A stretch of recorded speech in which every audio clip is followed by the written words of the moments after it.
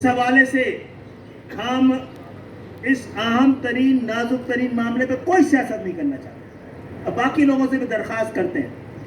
ایسے تمام ناکام اور شہر پہ جعلی طریقے سے مصنوعی قیادتوں کو سپرد کرنے کے شہر کے تمام منصوبے ناکام ہوئے. کسی کو دوبارہ اس طریقے سے شہر کے زخموں پر نمک چھڑکنے کی اجازت نہیں ہونی چاہیے. اور